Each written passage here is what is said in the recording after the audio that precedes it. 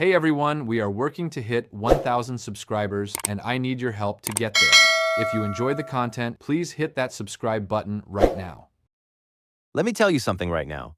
If that didn't just make your jaw drop to the floor, I need you to check your pulse. Because Uncle Luke, the legend himself, just said out loud what millions of people have been thinking for an entire calendar year. DEI, the same term that's been weaponized against black professionals across every industry in this country, should be flipped right back on the NFL. Because what happened to Shedeur Sanders in the 2025 draft was not a football decision. It was a message. And the receipts do not lie. Welcome to Dre Reports. I'm Dre Fiver. And today, we are going all the way in. Pull up a chair, get your phone, share this with everybody you know, because we are going to break down one of the most jaw-dropping, most infuriating, most undeniable stories in the history of the National Football League draft. We're talking about a young man who threw for over 4,000 yards in his senior season at Colorado, completed nearly 74% of his passes, threw 37 touchdowns, and won Big 12 Offensive Player of the Year. And somehow, fell all the way to the 5th round of the 2025 NFL Draft. Pick number 144. 140. Meanwhile, the world kept spinning, and nobody in the mainstream sports media wanted to have the real conversation. But Uncle Luke had it. And I'm going to have it right here, right now, with every single fact verified and every single number on the table for you to judge yourself. Let's get into it. Now, let's start at the beginning. Because before we can talk about what the NFL did, we need to talk about what Shedeur Sanders actually produced on the field. And I need you to understand that these numbers are not debatable. This is not a matter of opinion. This is arithmetic.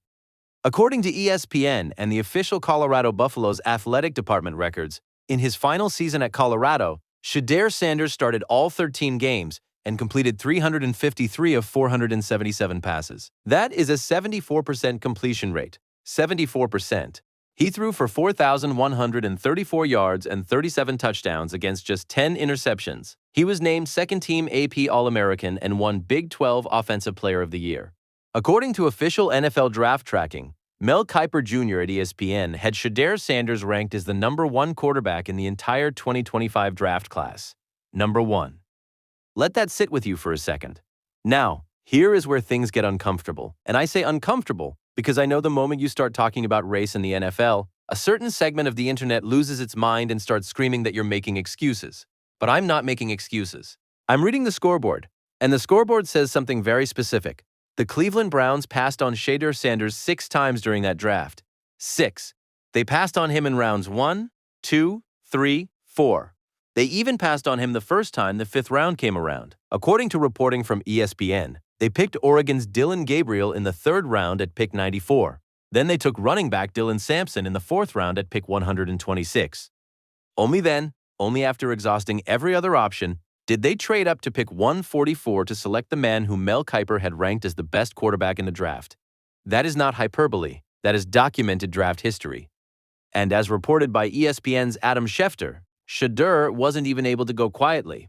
While sitting there on day 2 of the draft with the cameras on him and the whole world watching, some 21-year-old punk, the son of an Atlanta Falcons defensive coordinator no less, obtained Shedeur's private phone number and prank called him, impersonating the New Orleans Saints general manager, telling him he'd have to wait a little longer.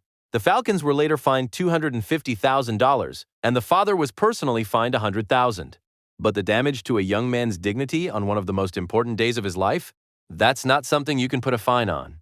And Dre Fiver's personal opinion? The fact that that happened tells you everything about the culture surrounding this draft and Shedeur Sanders specifically. There was a target on this young man's back. The mockery was institutional. Now let me talk about the narrative that the NFL and the mainstream sports media constructed around Shedeur to justify this slide. Because they needed a reason. They always need a reason. And the reason they landed on was character concerns. Multiple anonymous sources. And I want you to notice that word. Anonymous told outlets like NFL Network that Shedeur came across as entitled in his pre-draft interviews. One anonymous longtime NFL assistant coach was quoted by NFL Network saying that Shedeur takes unnecessary sacks and blames teammates. Another anonymous AFC executive reportedly said, the interview didn't go great. Anonymous. Anonymous. Anonymous. No names, no accountability, no ability for Shedeur to confront his accusers. Just whispers in the dark designed to tank a young black man's earning potential on the most important business day of his life. Now, I want to be fair. I'm always going to be fair on Dre reports. There are legitimate scouts and analysts who had football concerns about Shedeur's game, his pocket movement, his tendency to hold on to the ball behind a porous offensive line. Those are real football conversations, but the difference between a football conversation and a character assassination campaign is enormous. And what happened to Shedeur in the lead-up to that draft crossed the line from the former into the latter with extreme prejudice. And Uncle Luke nailed it. He asked a very simple, very logical question. If DEI is something we're going to apply to black people, if the argument is that black professionals sometimes get hired not because of their qualifications, but simply because they are black, then what do we call it when a qualified black quarterback gets passed over by the entire league, left sitting there round after round, while teams take other options at the same position with lesser numbers? What is that? What exactly is that?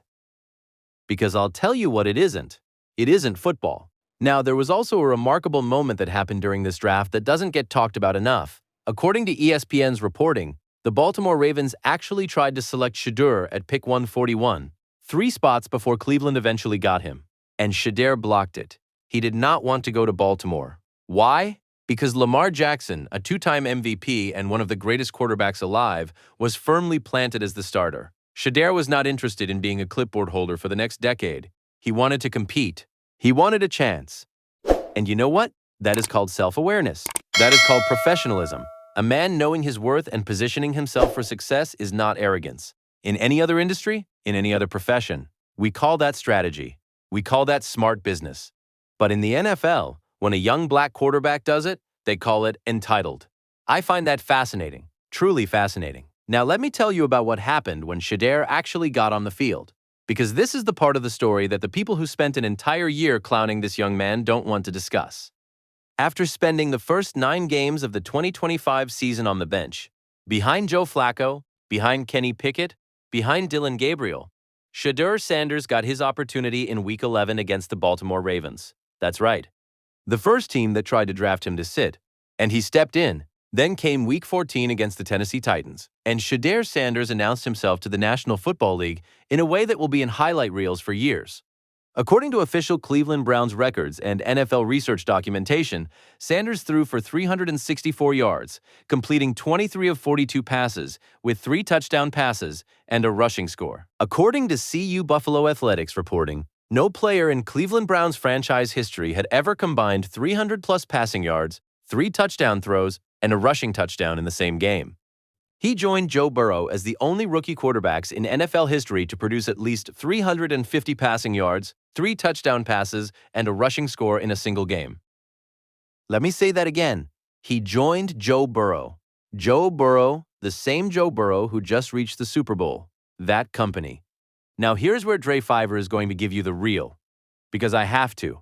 I believe in truth even when it cuts both ways. Shedeur Sanders' full 2025 rookie season numbers, as reported by ESPN, were 1,400 passing yards, 7 touchdowns, 10 interceptions, a 56.6% and a 3-4 record in 7 starts. He had the worst passer rating in the league among qualified starters.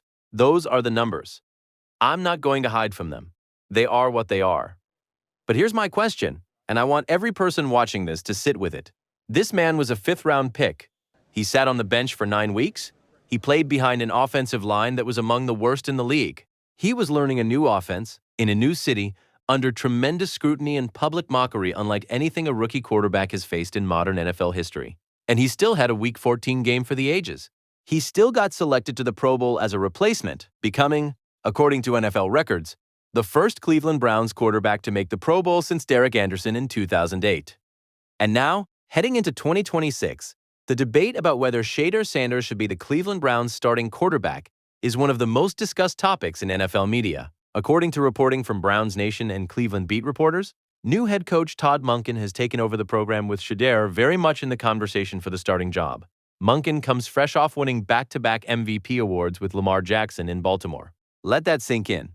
The man who made Lamar Jackson the most efficient quarterback on the planet is now Shedeur Sanders' head coach. You cannot tell me that is not a sign. Now I want to come back to Uncle Luke's larger point, because it deserves more than just a soundbite. This man has a track record. He's not some talking head who showed up yesterday. Luther Campbell has been writing about and speaking about systemic racism in the NFL since at least the Brian Flores lawsuit era, when Flores sued the league, the Dolphins, the Giants, and the Broncos for racial discrimination in coaching hiring practices. Uncle Luke had a whole 10-point plan published in the Miami New Times about how to create racial equality in the NFL. This man has context. This man has receipts. And the point he is making about DEI is sharp as a razor blade. The term DEI, diversity, equity, and inclusion, has been weaponized in this current political climate to imply that black people only get jobs because of their race rather than their qualifications. That's the argument being thrown around boardrooms, in Congress, on social media every single day. But what Uncle Luke is pointing out is the breathtaking hypocrisy of that argument when applied to the NFL. If we're going to say that black professionals are being handed things they didn't earn, if that's the narrative, then what do we call a 23-year-old black quarterback with a career 70% completion rate, 134 college touchdowns, a second-team All-American award, and Big 12 Offensive Player of the Year honors falling to pick 144 in the NFL draft while the entire first round passed him by? If DEI means unqualified people getting jobs they don't deserve, then what's the opposite called? What do we call it when a clearly qualified person gets systematically denied? Dre Fiver is calling it what it is. And Dre Fiver is not alone. Now let me tell you about something else that happened that reinforces this whole narrative. During the draft, Shedeur released a statement, a spiritual, measured, powerful statement. He said, and I am paraphrasing for you here, think about a person's opinions in the grand scheme of life. They mean nothing. We give opinions power when we react to them. Those who move through life with foul intentions will face the consequences of their ways. As long as you are walking in your purpose, God should be the only one you seek to please. That is not the statement of a spoiled brat. That is not the statement of someone who doesn't understand what he's up against. That is the statement of a man who has been through the fire and came out the other side with his soul intact. And if you have ever been in a situation where the whole system seemed to be working against you, if you have ever had your qualifications questioned despite the numbers saying otherwise, then you understood every single word of that statement when you read it. Now, I want to address something that's circulating in the conversation around this topic: comparisons between Shedeur's 2025 draft class and the current 2026 draft class. And I have to be precise here because I take facts seriously on this channel, and I don't want to give anyone ammunition to dismiss the argument by getting the details wrong. Fernando Mendoza, who just went number 1 overall to the Las Vegas Raiders in the 2026 draft, and Ty Simpson, who went to the Los Angeles Rams at pick 13, those are 2026 draft picks, not 2025 picks. Mendoza is the quarterback who just led Indiana to a 16-0 national championship season, a legitimately historic resume. According to ESPN and CBS Sports, Mendoza completed 72% of his passes for 3,500 yards and 41 touchdowns against just 6 interceptions in 2025. By any measure, his numbers justify his draft position. But here's the broader conversation. Both Mendoza and Simpson are going in the first round of 2026 based on numbers that are, on their face, comparable to, and in some categories, less impressive than what Shedeur Sanders was putting up at Colorado in 2024. And neither of them is playing behind the chaos that Shedeur Sanders endured behind one of the most undermanned offensive lines in college football. For all the criticism about Shedeur holding the ball too long, has anyone stopped to ask what it looks like when your left tackle gets beaten clean on every third snap? Because those numbers don't appear in the NFL Combine packet that teams hand each other in closed-door meetings. The point is this: the standard is not applied equally. And when you see the next generation of quarterbacks getting first-round guarantees in primetime draft coverage, and nobody's calling them entitled or spoiled or problematic, you have to ask yourself why the treatment is different. What is the variable that changed? Because the position didn't change, the league didn't change, something else changed. And then there is this, the moment that gives Dre Fiver genuine hope that we are heading somewhere real with this story. Casey Concepcion, the Cleveland Browns' own first-round pick in the 2026 draft, taken 24th overall, was talking publicly about his relationship with Shedeur Sanders, speaking to reporters about his top 30 visits and his experience arriving in Cleveland. Concepcion talked about texting Shedeur after the draft and telling him he was ready to work. He said he met Shedeur at the facility, talked with him directly, and described a warmth and a connection that felt immediate. My opinion? Shedeur has the locker room. He earned it the hard way. He sat for 9 weeks without complaining publicly. He stepped in when called. He delivered a Week 14 performance for the record books. He spent the offseason at the facility working.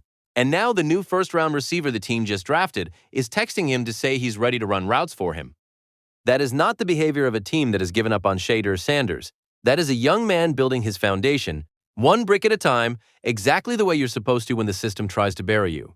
According to a Yardbarker report from March 2026, league insider Adam Kaplan said on Cleveland Sports Radio that had there not been the pre-draft character concerns surrounding Sanders, whether justified or not, he strongly believes Shedeur would not have gotten out of the third round. He called the talent undeniable.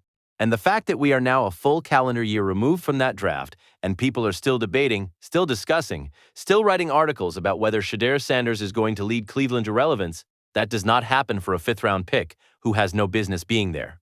That happens for a player the NFL tried to bury who refuses to stay down.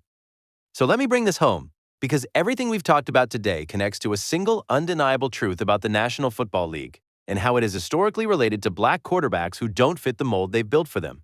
The NFL does not have a problem with black quarterbacks. Let me be specific. The NFL does not have a problem with black quarterbacks who run, who are physical freaks of nature, who turn broken plays into miracle touchdowns. The league loves that.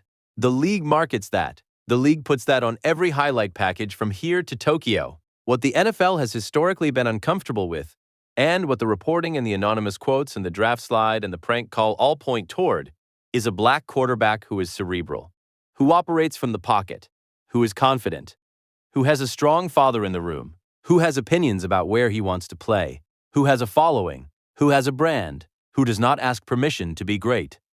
Shedeur Sanders is all of those things, and the NFL, for one draft weekend in Green Bay, Wisconsin in April of 2025, made it very clear how it felt about that. 144 teams were given the chance to pick him first. 143 picks went by before Cleveland traded up to get him. And now Shedeur Sanders is in the building. He has an offensive coordinator who turned Lamar Jackson into a generational talent. He has a first-round receiver texting him ready to work. He has a city that has been starved for quarterback talent since 1999, that wants to believe in him. He has his own words to guide him. Walk in your purpose. Let God be the only one you seek to please. Cleveland Browns fans got put on notice. The NFL got put on notice. Everybody who passed on pick number 1 through 143 got put on notice. Dre Fiver's prediction? When Shedeur Sanders takes that first snap of the 2026 season as the Cleveland Browns starting quarterback, and I believe it is when, not if, every single one of those 143 picks that went before him is going to feel like a mistake that nobody wants to own. The numbers don't lie. They never do. That is all I've got for you today on Dre Reports. If this video opened your eyes, if this video made you feel something, then I need you to do 3 things right now. Smash that like button. Not a tap, I mean smash it like the NFL tried to smash Shedeur's draft stock. Hey everyone, we are working to hit 1,000 subscribers and I need your help to get there. If you enjoy the content, please hit that subscribe button right now. Drop a comment below and tell me what you think. Is Shedeur Sanders going to be QB1 in Cleveland in 2026? Or are they going to make one more mistake? And if you are not subscribed to Dre Fiver yet, what are you doing with your life? Hit that subscribe button and turn on those notifications, because we are not done. We are never done. There is always another story that nobody else is willing to tell. I'm Dre Fiver. This is Dre Reports, and we stay no filter, all facts, every single time. Peace.